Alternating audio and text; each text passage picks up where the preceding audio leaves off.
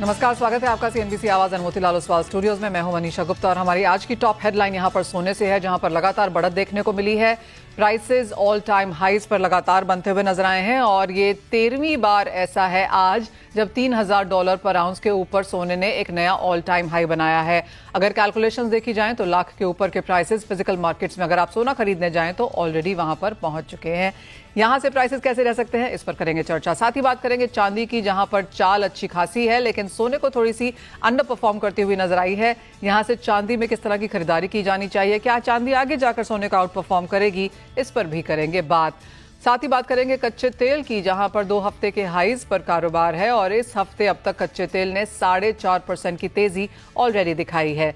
इन सब पर बात करने के लिए हमारे साथ हैं वर्ल्ड गोल्ड काउंसिल के CEO India Sachin Jain, metal Focus के principal consultant South Asia Chirag Sheth और केडिया एडवाइजरी के डायरेक्टर अजय केडिया।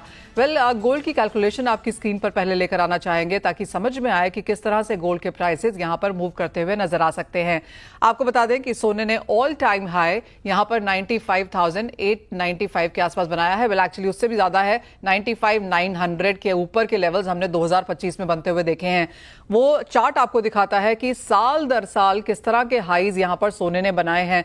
तो 2024 यानी कि पिछले साल से करीबन 20,000 रुपए की तेजी सोना आपको यहां पर अब तक दिखा चुका है। 2023 में सोने के भाव 64,000 रुपए के आसपास थे, 2022 में 55,000 के आसपास, यानी कि पिछले 4 सालों में सोना ऑलमोस्ट यहां पर डबल होता हुआ नजर आया है। तो अच्छी खासी तेजी के साथ यहां पर कारोबार है।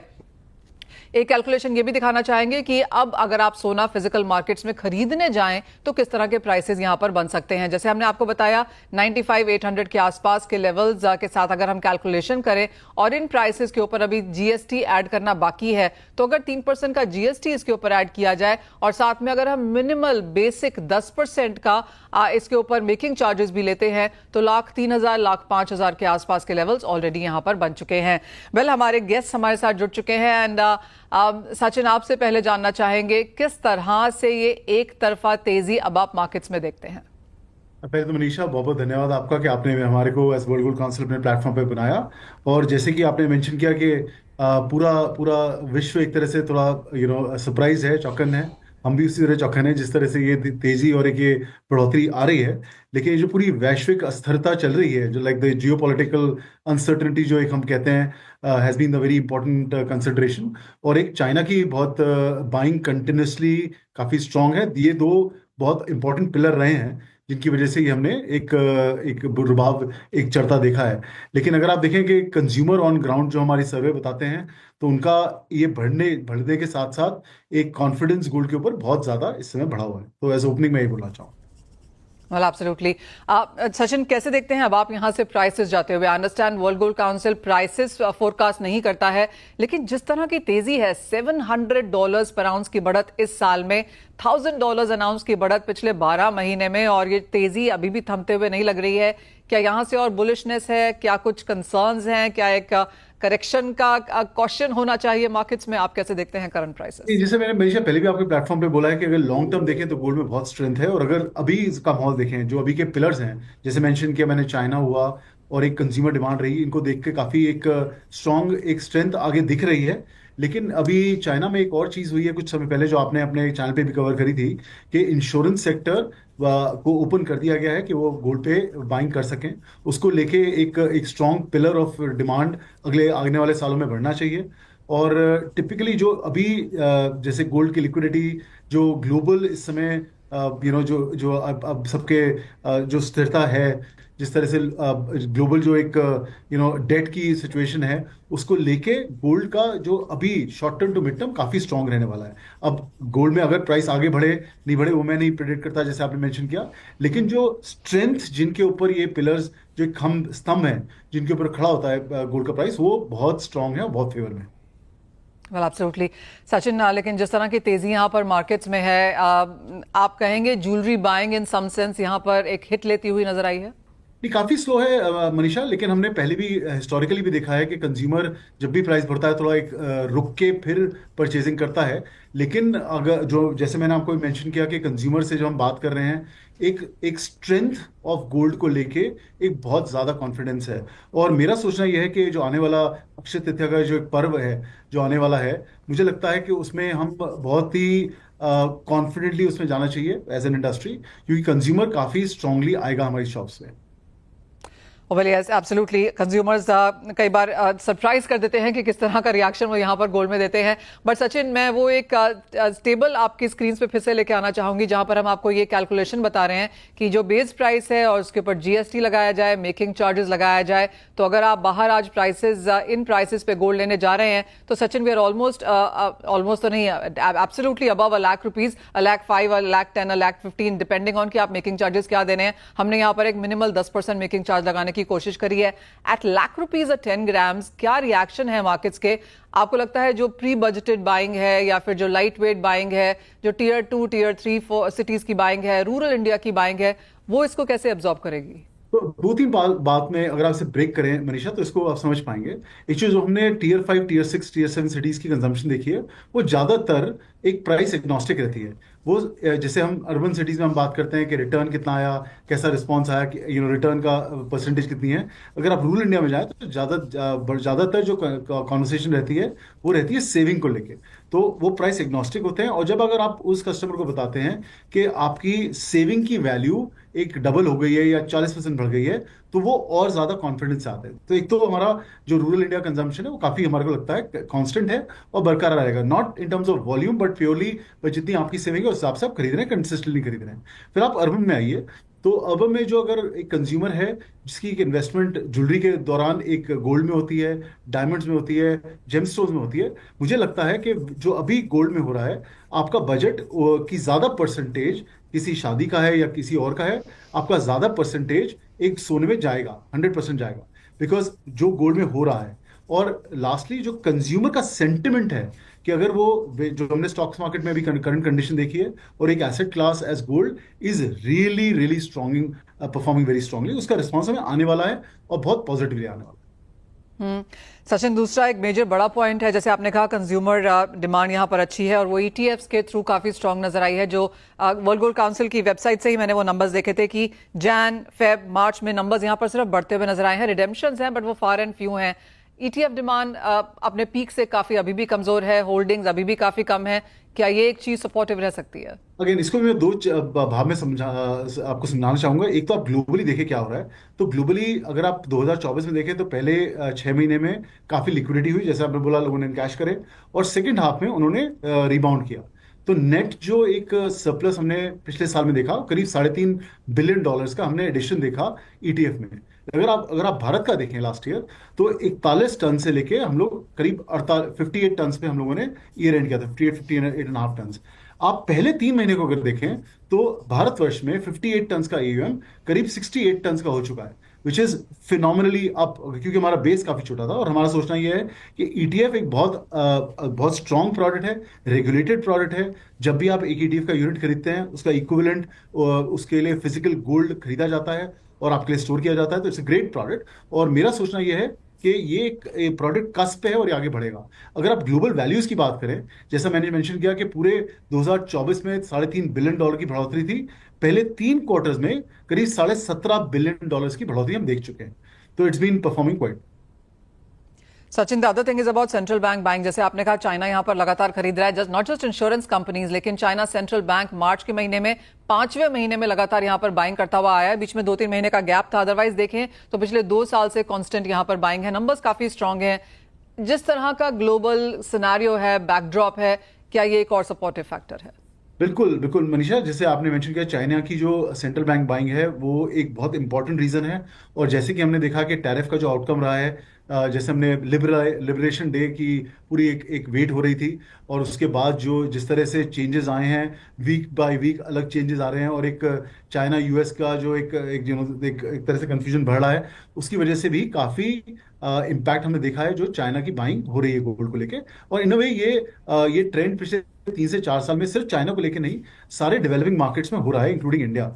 और हमारा सोचना ये है कि जिस तरह की जियोपॉलिटिक्स सिचुएशन है, ये जो इंपॉर्टेंट पिलर है, लास्ट ईयर जो 1050 टन के करीब हमने बाइंग देखी सेंट्रल बैंक्स की, वो काफी स्ट्रांग रही पिछले साल में, और हमारा सोचना ये है कि इस साल भी ये इंपॉर्टेंट रहना चाहिए। द अदर थिंग, जैसे आपने शुरुआत में ही कहा सचिन, की ज्वेलरी बाइंग में थोड़ा सा इंपैक्ट यहाँ पर जरूर पड़ा है। ज्वेलर्स हमें कहते हैं कि 30 to 40% डिक्लाइन है फर्स्ट क्वार्टर कैलेंडर ईयर में, और अप्रैल में भी अभी थोड़ी सी असमंजस वाली स्थिति है। But that vengeance buying perhaps can come Akshaya Tritiya के आसपास। एक्सचेंज का मार्केट काफी बड़ा है, 15-20% से 40%, 50 भी कुछ ज्वेलर्स ने हमें यहाँ बोला है। स्क्रैप जो सेल्स हैं वो शायद बहुत ज्यादा नहीं आई, लेकिन ऑफ कोर्स थोड़ा बहुत जो स्केयर आता है कि प्राइसेस यहाँ से क्या बहुत नीचे गिर जाएंगे, उन लोगों ने इसे एनकैश जरूर किया है। वो पैटर्न कैसे देखते हैं? हम लोगों ने मनीषा काफी क्लोजली इसे वॉच किया है, और जैसे आपने बिल्कुल सही कहा कि 30 से 40% एक रिसाइकिल पे आ रहा है। लेकिन जो अच्छी बात है कि कंज्यूमर गोल्ड के प्रति गोल्ड ही लेके जा रहा है, वो गोल्ड के प्रति कैश और इन कैश करा के नहीं ले जा रहा है, क्योंकि कॉन्फिडेंस कैटेगरी में ज्यादा है। और अगर आप आंकड़े देखें जो हमारे गोल्ड लोन मार्केट के हैं, वो भी ये रिफ्लेक्ट करते हैं कि गोल्ड की लिक्विडिटी नहीं हो रही। जिसको लिक्विडिटी चाहिए वो अपना अपना सोना रख के और उसके अगेंस्ट ले रहा है, लेकिन उसको बेच नहीं रहा है। सो और यही एक अगेन गोल्ड की काफी स्ट्रेंथ है। और जो हमने रिसाइकलिंग देखी है, वो एक बड़ा अच्छा एक मेरे हिसाब से जरिया है, क्योंकि आपकी जो ज्वेलरी आप पहन नहीं पा रहे, वो आप मॉडर्न डिजाइन में जो आपकी जरूरत है उसे कन्वर्ट करके आप उसे अडॉर्न कर पाएंगे। सचिन, वर्ल्ड गोल्ड काउंसिल की बहुत टाइम से ये कोशिश रही है कि सोने को मेन स्ट्रीम में लेके आया जाए। आपको लगता है कि यूएस प्रेसिडेंट ने वो काम कर दिया है आपके लिए? नहीं मनीषा, देखिए, अगर आप हमारा हमेशा से बड़ा साइंटिफिक अप्रोच रहा है कि आपके आंकड़े कैसे हैं, आपका ट्रेंड्स कैसे हैं। हम जब चीज ऊपर जाती है उसको भी बड़ा ट्रांसपेरेंटली बताते हैं, जब नीचे जाने के संकोच होते हैं उसको भी हम काफी ट्रांसपेरेंटली आगे रखते हैं। और हमारा हमेशा से ये जो फंडामेंटल जो हम लोग कहते हैं कि गोल्ड को एक अच्छे डाइवर्सिफायर की तरह अगर आप यूज करें, अपने पोर्टफोलियो में 10 से 15% सोना रखें, तो आपका हेल्दी पोर्टफोलियो रहेगा। ऑफ कोर्स जो आजकल हम लोग इक्विटी में देख रहे हैं, वो सिचुएशन इज नॉट परमानेंट, वो भी बेटर होगी। लेकिन लॉन्ग टर्म में अगर आप देखें तो मेरा बहुत स्ट्रॉन्ग रिकमेंडेशन यही रहता है कि 10 से 15% डाइवर्सिफायर विल मेक आपका जो पोर्टफोलियो है उसकी हेल्थ को बहुत बेहतर करेगा। अब अगर हम international markets as of now देखें तो कहाँ कॉशन आपको लगती हुई नजर आती है? बिकॉज ये मार्केट एब्सोल्युटली हीटेड अप है। गोल्ड सिल्वर रेशियो भी अगर आप देखें तो वो यही बताती है, या तो चांदी बहुत ऊपर जाएगी या सोने में कुछ मुनाफा वसूली देखने की जरूरत है। यूएस चाइना में भी will sit on a table, कुछ बात यहाँ पर करेंगे। जो पॉलिटिक्स शायद कम होते हुए नजर आएंगे, इक्विटी मार्केट्स में सुधार आएगा, तो इसका इंपैक्ट यहाँ पर गोल्ड में पड़ेगा। किस तरह का वर्ड ऑफ कॉशन आप साउंड ऑफ करना चाहेंगे? आई थिंक मैं अगेन वर्ड ऑफ कॉशन ये करूंगा कि आप सोने को एक इक्विटी की तरह या एक प्ले की तरह फॉर अ डेली ट्रेड ना देखें, इसको लॉन्ग टर्म के हिसाब से देखें, और तब आपके सॉल्यूशंस काफी सही रहेंगे। लेकिन of course the most obvious thing जो हम लोग को बड़ी क्लोजली देखनी चाहिए कि ये जो यूएस चाइना की कॉन्वर्सेशन है किस प्रकार में किस हल पे निकलती है, क्योंकि उससे काफी चीजें रिफ्लेक्टिव हैं। क्योंकि अगर ये ट्रेड जिस तरह से एक इम्पैक्ट करेगा विद चाइना, तो कौन से देशों को उसका बेहतर फायदा मिलेगा, ओवरऑल कंज्यूमर अमेरिका का कैसे इसको एब्जॉर्ब करेगा ये, क्योंकि इवेंचुअली कॉस्ट किसी को तो पास होएगा ही। अगर ट्रेड का टैरिफ लगने वाला है तो कंज्यूमर को कहीं ना कहीं से तो इसका एक एब्जॉर्प्शन करना पड़ेगा, तो उससे कितनी कंजम्पशन इम्पैक्ट आएगा। तो I think all of those things have to be watched very carefully. Oh well, absolutely. हमारे साथ मेटल फोकस के principal consultant South Asia Chirag Sheth भी जुड़े हैं। चिराग नमस्कार। आप एक चीज जो मैं आपसे सबसे पहले जानना चाहूंगी, जो सचिन मुझे नहीं बताएंगे, वो है गोल्ड प्राइस एक्सपेक्टेशन। यहां से 3350, 3360 जैसे लेवल्स अब यहां पर बनते हुए नजर आ चुके हैं। सारे के सारे जो नियर टर्म या लॉन्गर टर्म टारगेट से अचीव हो चुके हैं, यहां से आपकी क्या सेंस है? ठीक है मनीषा, यहाँ से एक्चुअली ये बताना कि गोल्ड के दाम कहाँ पे जाएंगे सबसे एक्चुअली अभी डिफिकल्ट चीज है, क्योंकि जैसे आप जानते हैं जब हमने साल के शुरुआत में हमारी रिपोर्ट निकाली थी, तब हमारा मानना था कि 3050, 3075, फिर हमने उसको अपग्रेड करके 3300 किया, 3300 भी आ गया। तो अब इन सारे कैचिंग द टेल कर रहे हैं एक्चुअली।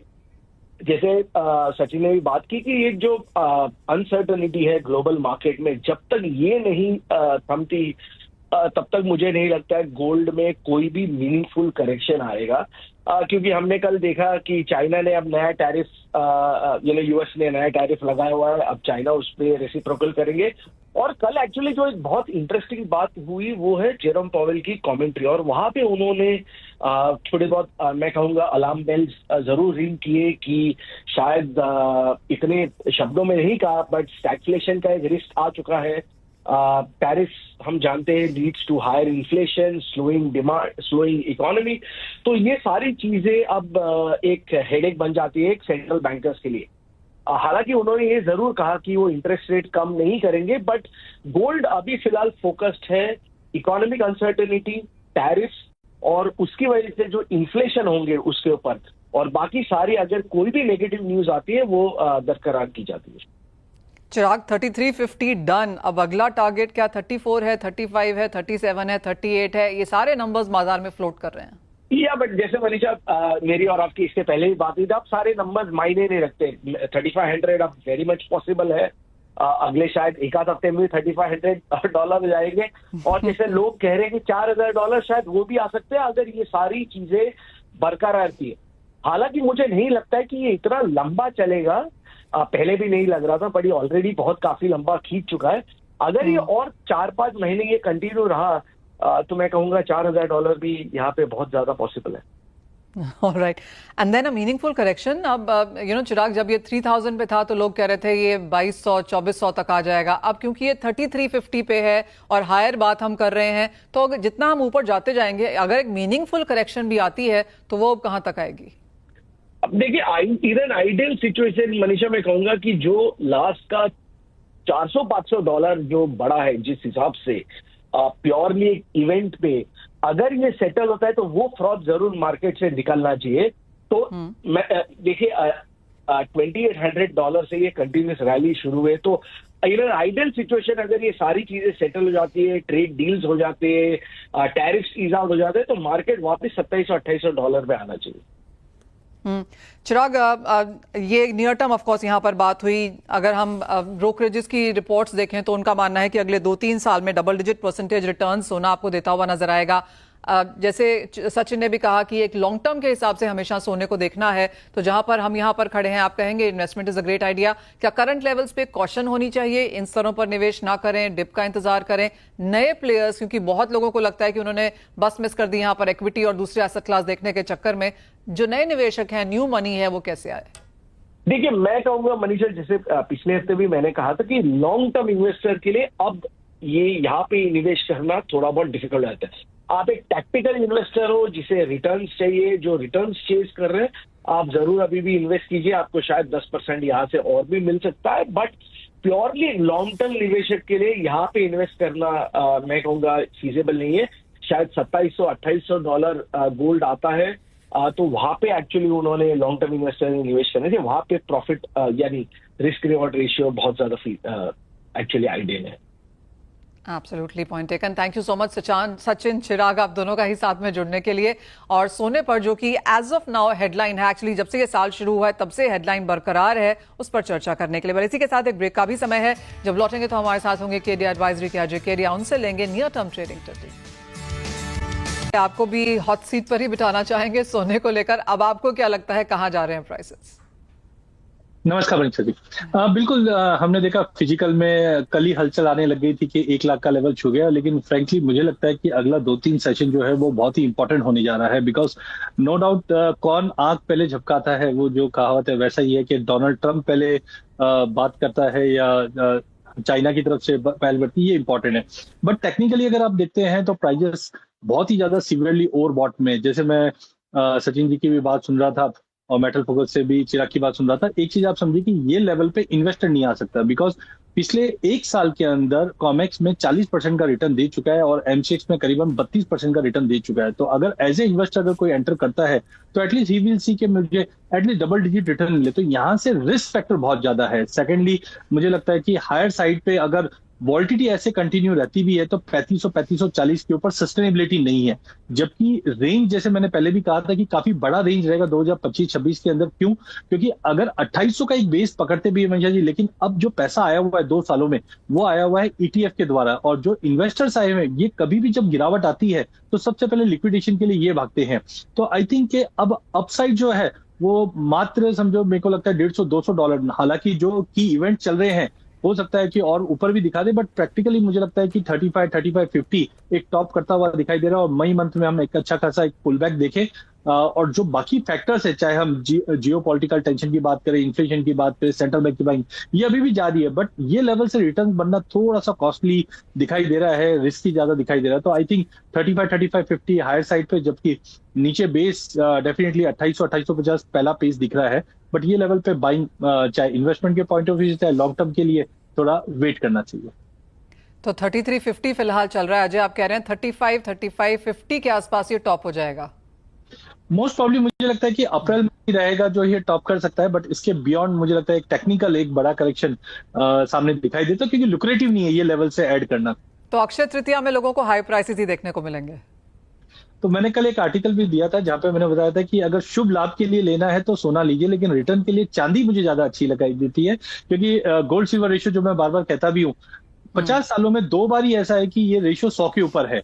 कोविड के समय में हमने ये रेशियो 126 तक देखा था, जब पैंडेमिक का डर था, लोग सोने में ज्यादा निवेश कर रहे थे। लेकिन अब हम देख रहे हैं कि टैरिफ वॉर के चलते चांदी अभी भी अंडर परफॉर्मिंग है, तो हो सकता है सोने के साथ चांदी में भी थोड़ी बहुत गिरावट आए, बट अगर कोई लॉन्ग टर्म के लिए अभी भी अपॉर्चुनिटी ढूंढ रहा है बुलियन में, तो फर्स्ट प्रेफरेंस चांदी रहेगी सोने के मुकाबले। अभी क्या गोल्ड सिल्वर रेशियो है और आपको क्या लगता है कहां स्टेबलाइज होगी अजय? देखिए, करंट भाव को देखते हुए 100-101 के आसपास पिछले 2 दिन में कंसोलिडेट कर रहा है।